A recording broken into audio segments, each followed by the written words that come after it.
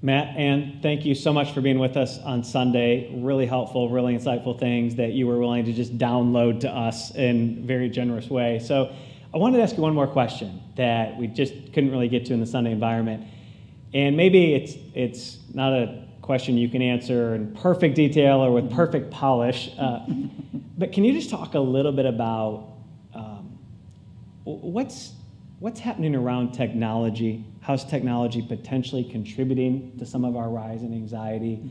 And if it is, are there any early thoughts on maybe what we can do to mitigate that in any way? So, Ann, you want to lead us out? Just talk to us about that a little bit? Yeah. I mean, the research, right, it's being done. There's so much we don't yet know about the total impact of what this is doing, but what we are experiencing, like we all carry a little computer in our pockets, and at any given moment we can get the latest, newest news, where when we look at cultures before us that maybe didn't have the amount of anxiety that we have, I mean, you didn't know what was happening on the other side of the world, I mean, for weeks.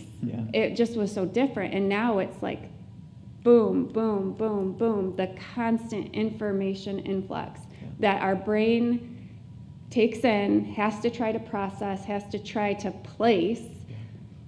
And then there's the whole social media side of things, right? Which we're talking about, like the constant dopamine hits that our brain is getting, where a like, a follow, a retweet, whatever, right? Like it's just this constant influx of dopamine that's not natural.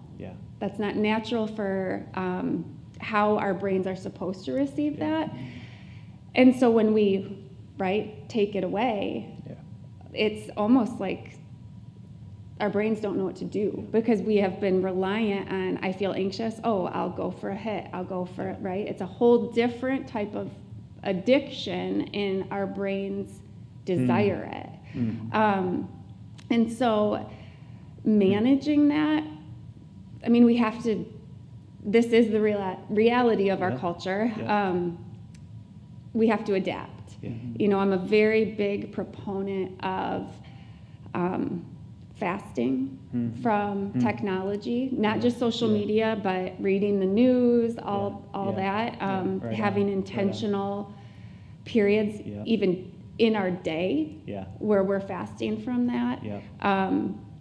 And even complete seasons to allow our nervous systems to detox from the dopamine and the constant processing it has to do.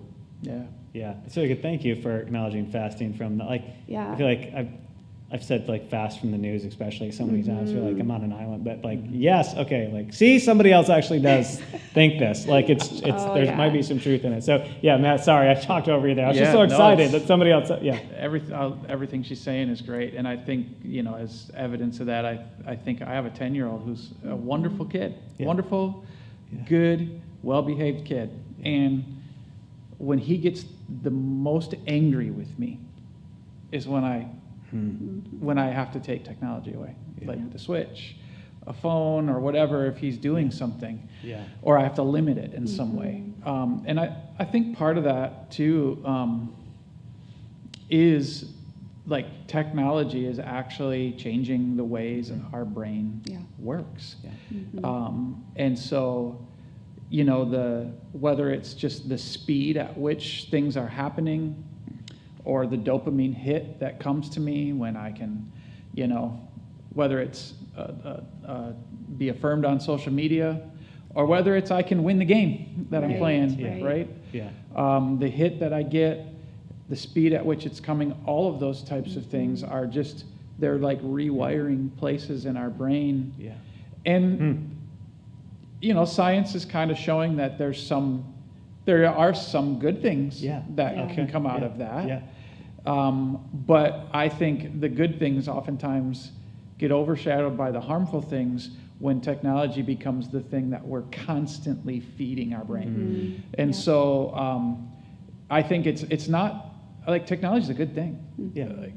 All throughout history, technology has been a good thing.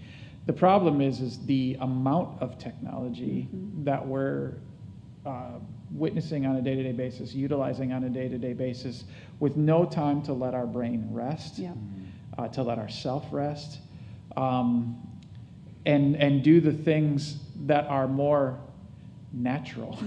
You know, people laugh at me because there are times when I heard a guy do a teaching years ago where he's like, we are encountering the artificial all the time.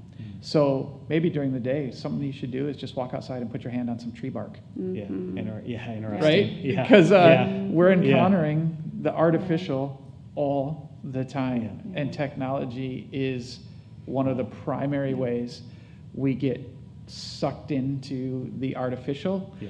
When God created this beautiful world with all of these things for us to notice, whether it's relationships or the creation that he made for us or how he's working in the world, but our minds are so consumed and our brains are moving so fast because we're stuck over here. And so, the only way for our brains to actually be healthy is if we can set that down and actually experience the world as God made it, and the beauty of relationship and community and a walk with him. That popped into my mind too as you were talking, that like as a generation, we're the most connected and most alone. Exactly. The loneliest. You know, where we can send someone a text and we used a period and not an exclamation point, and we didn't see their eyes or hear the tone of their voice, and we create an entire narrative based on a punctuation mark. You know, of course we have anxiety. You know, but when I can sit face to face and process and see your reaction to what I'm saying, not just posting something out into the universe and never receiving feedback from a real person, it's very lonely.